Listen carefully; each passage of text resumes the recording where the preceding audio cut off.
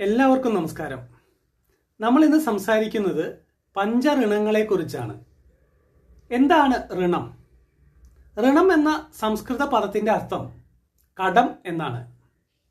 നമ്മൾ ഈ ഭൂമിയിൽ ജനിക്കുമ്പോൾ നമ്മൾ 5 രീതിയിലുള്ള കടങ്ങൾക്ക് ബാധ്യതരാവുകയാണ് എന്നാണ് ആചാര്യന്മാർ പറയുന്നത്. ഈ 5 രീതിയിലുള്ള കടങ്ങളെയാണ് പഞ്ചഋണങ്ങൾ എന്ന് പറയുന്നത്.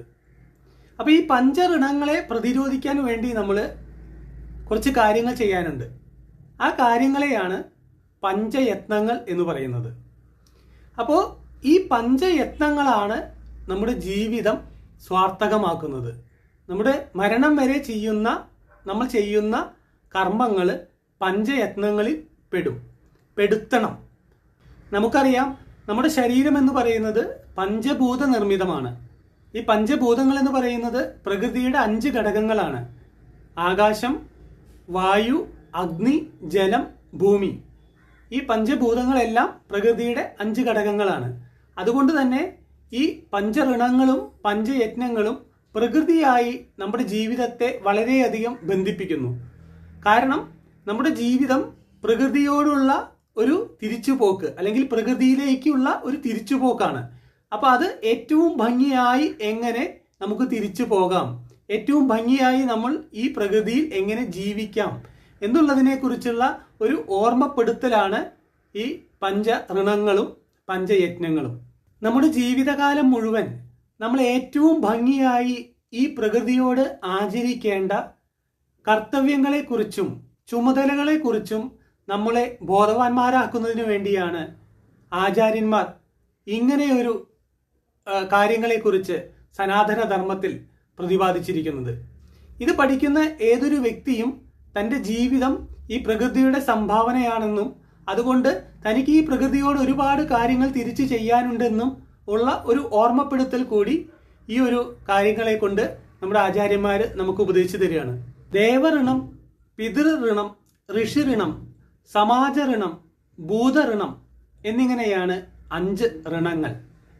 ഈ 5 ഋണങ്ങളെ കൊണ്ട് ഈ 5 ഋണങ്ങൾ എങ്ങനെ നമുക്ക് വീട്ടാൻ പറ്റും, ഈ 5 കടങ്ങൾ നമുക്ക് എങ്ങനെ വീട്ടാൻ പറ്റും എന്നുള്ളതിന് തന്നെ 5 യജ്ഞങ്ങൾ പറയുന്നുണ്ട്. ആ 5 യജ്ഞങ്ങൾ ഏതൊക്കെയാണെന്ന് നമുക്കൊന്ന് നോക്കാം. ഈ 5 കടങ്ങളും വീട്ടുന്നതിന് വേണ്ടി നമ്മൾ ചെയ്യുന്ന യജ്ഞങ്ങളാണ് ദേവയജ്ഞം, പിതൃയജ്ഞം, ബ്രഹ്മയജ്ഞം, നൃയജ്ഞം, ഭൂതയജ്ഞം എന്നിങ്ങനെയുള്ള 5 യജ്ഞങ്ങൾ.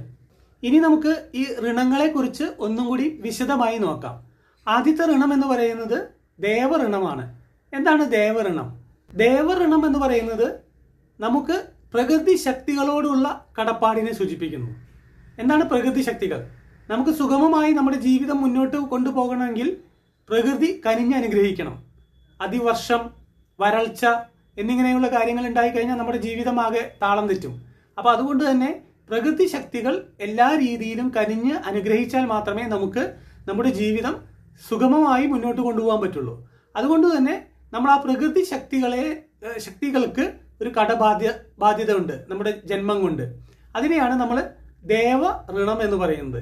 അപ്പോൾ ആ കടം വീട്ടുന്നതിന് വേണ്ടിയാണ് നമ്മൾ ദേവയജ്ഞം ചെയ്യുന്നത്. ദേവയജ്ഞം എന്ന് പറയുന്നത് പ്രകൃതി സംരക്ഷണം തന്നെയാണ്.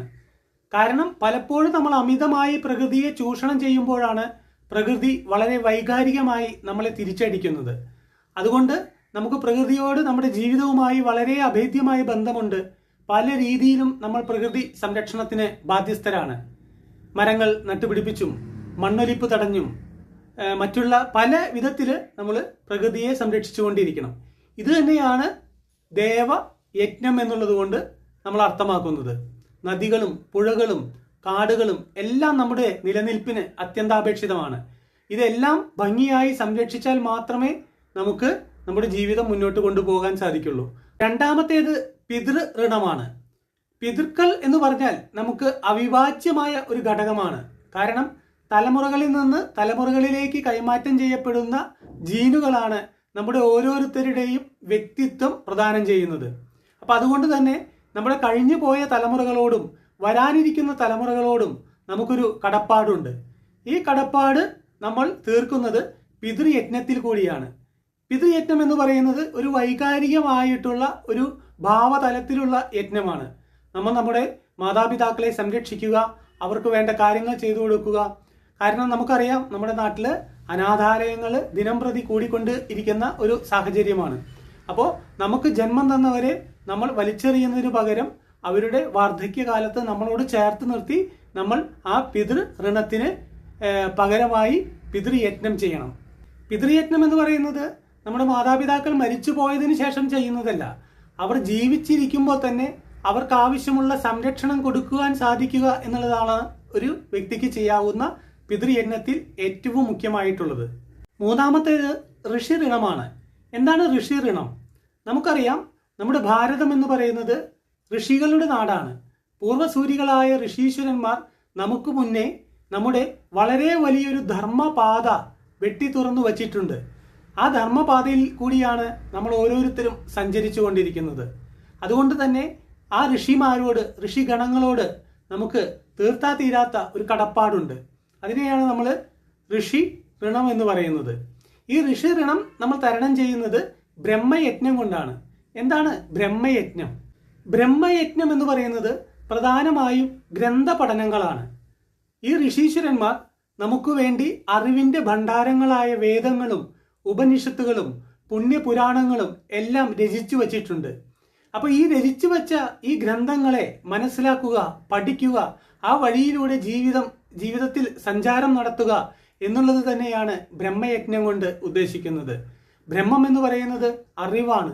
കൂടുതൽ കൂടുതൽ അറിവുകൾ നമ്മുടെ ജീവിതത്തെക്കുറിച്ച്, നമ്മുടെ പരമ്പരകളെക്കുറിച്ച്, പിതൃക്കളെക്കുറിച്ച്, നമ്മുടെ ഭൂമിയെക്കുറിച്ച് എല്ലാമുള്ള അറിവുകൾ സ്വാംശീകരിക്കുക. ആ അറിവുകളിലൂടെ കൂടുതൽ കൂടുതൽ വ്യക്തമായ കാര്യങ്ങൾ ചെയ്യുക. വ്യക്തമായി നമ്മൾ മനസ്സിലാക്കിയ കാര്യങ്ങൾ നമ്മുടെ അടുത്ത തലമുറയ്ക്ക് വേണ്ടി പകർത്തി വെക്കുക, പകർന്നു കൊടുക്കുക. ഇത് തന്നെയാണ് ബ്രഹ്മയജ്ഞം എന്നതുകൊണ്ട് ഉദ്ദേശിക്കുന്നത്. നാലാമത്തേത് സമാജ ഋണമാണ്. മനുഷ്യൻ എന്ന് പറയുന്നത് ഒരു സാമൂഹിക ജീവിയാണ്. അവന്റെ ഓരോ അവസ്ഥകളിലും ഈ സമൂഹം അവന്റെ ജീവിതവുമായി വളരെയധികം ബന്ധപ്പെട്ട് കിടക്കുന്നു. പല കാര്യങ്ങളും അവൻ നേടുന്നത് സമൂഹത്തിൽ കൂടിയാണ്, സമാജങ്ങളിൽ കൂടിയാണ്. അതുകൊണ്ട് തന്നെ സമാജം എന്ന് പറയുന്നത് അവൻ ഒഴിച്ചുകൂടാൻ പറ്റാത്ത ഒരു ഘടകമാണ്. അതുകൊണ്ട് തന്നെ നമ്മൾ ആ സമാജത്തിന് ഒരു കടബാധ്യതനാവുകയാണ്. നമ്മൾ പല കാര്യങ്ങളും നമ്മുടെ ജീവിതത്തിൽ ആ സമാജത്തിന് വേണ്ടി ചെയ്യേണ്ടതുണ്ട്. അപ്പോൾ സമാജത്തിന് ഉള്ള കടത്തെയാണ് നമ്മൾ സമാജ ഋണം എന്ന് പറയുന്നത്. ആ സമാജ ഋണം ഇല്ലാതെയാക്കാൻ വേണ്ടി, അല്ലെങ്കിൽ നമ്മൾ അതിനെ അതിജീവിക്കാൻ വേണ്ടി നമ്മൾ ചെയ്യുന്ന യജ്ഞമാണ് നൃയജ്ഞം. നൃയജ്ഞം എന്ന് പറയുന്നത് വളരെ വിശാലമായ ഒരു യജ്ഞമാണ്. നൃയജ്ഞം എന്നതുകൊണ്ട് ഉദ്ദേശിക്കുന്നത് മാനവ സേവ തന്നെയാണ്. മാനവ സേവ ഏവ മാധവ സേവ എന്നാണ് ആചാര്യമതം. അതുകൊണ്ട് തന്നെ നമ്മുടെ സഹജീവികളോട്, നമ്മുടെ സമൂഹത്തോട് നമുക്ക് അനവധി ഉത്തരവാദിത്തങ്ങളുണ്ട്. സത്സംഗങ്ങള്, സേവാ പ്രവർത്തനങ്ങള് എല്ലാം ഈ നൃയജ്ഞത്തിന്റെ ഭാഗമാണ്. അവശത അനുഭവിക്കുന്ന നമ്മുടെ സഹജീവിയെ സംരക്ഷിക്കുക, അവർക്ക് വേണ്ടത് ചെയ്തു കൊടുക്കുക എന്നുള്ളത്, നമ്മുടെ ജീവിതം കൊണ്ട് അവർക്ക് ദോഷമില്ലാതെ ആക്കുക, ഇതെല്ലാം നൃയജ്ഞത്തിന്റെ ഭാഗമാണ്. നമ്മൾ പലപ്പോഴും നമ്മുടെ അവകാശങ്ങളെക്കുറിച്ച് വളരെയധികം ബോധവാന്മാരാണ്. പക്ഷെ നമ്മുടെ കർത്തവ്യങ്ങളും അതുപോലെ നമ്മുടെ ചുമതലകളെക്കുറിച്ചും നമ്മൾ പലപ്പോഴും അജ്ഞരാണ്, അല്ലെങ്കിൽ നമ്മൾ അജ്ഞത നടിക്കും. ഈ ഒരു അവസ്ഥ ഇല്ലാതാക്കുന്നതിന് വേണ്ടിയാണ് ആചാര്യന്മാർ നൃയജ്ഞം എന്ന യജ്ഞത്തിൽ പ്രതിപാദിക്കുന്നത്. നൃയജ്ഞം കൊണ്ട് ഉദ്ദേശിക്കുന്നത് നമ്മുടെ സമാജത്തെ, നമ്മളെ സഹജീവികളെ സംരക്ഷിക്കുക. അഞ്ചാമത്തേത് ഭൂതഋണമാണ്. നമുക്കറിയാം, ഈ ഭൂമി മനുഷ്യന് മാത്രം ഉള്ളതല്ല. മനുഷ്യൻ കൂടാതെ അനവധി ജന്തുജാലങ്ങളും ജീവവർഗങ്ങളും അതേപോലെ തന്നെ സസ്യജാലങ്ങളും എല്ലാം ഈ ഭൂമിയിലുണ്ട്. ഇവരെല്ലാം കൂടി നമ്മുടെ ജീവിതം നിലനിർത്തുന്നതിന് വേണ്ടി പ്രത്യക്ഷമായും പരോക്ഷമായും പല രീതിയിൽ നമ്മുടെ ജീവിതവുമായി ഇടപഴകുന്നുണ്ട്. അതുകൊണ്ട് തന്നെ അത്തരം ഭൂതഗണങ്ങൾക്ക് നമ്മൾ ഒരു കടബാധ്യത ഉണ്ടാക്കുന്നുണ്ട്. ആ കടബാധ്യത നമ്മൾ തീർക്കുന്നത് ഭൂതയജ്ഞത്തിൽ കൂടിയാണ്. ഭൂതയജ്ഞം എന്ന് പറയുന്നത് എപ്പോഴും ഏറ്റവും കൂടുതൽ ആദ്യം പറഞ്ഞ പോലെ ദേവയജ്ഞമായി ബന്ധപ്പെട്ടതാണ്. പ്രകൃതിയോടുള്ള നമ്മുടെ കർത്തവ്യങ്ങൾ നിറവേറ്റുന്നത് തന്നെയാണ് ഭൂതയജ്ഞങ്ങൾ. നമ്മുടെ ജന്തു പരിപാലനം, സസ്യപരിപാലനം, അവർക്കാവശ്യമുള്ള കാര്യങ്ങൾ ചെയ്തു കൊടുക്കുക, സംരക്ഷിക്കുക, ഇതെല്ലാം ഭൂതയജ്ഞത്തിന്റെ ഭാഗങ്ങളാണ്.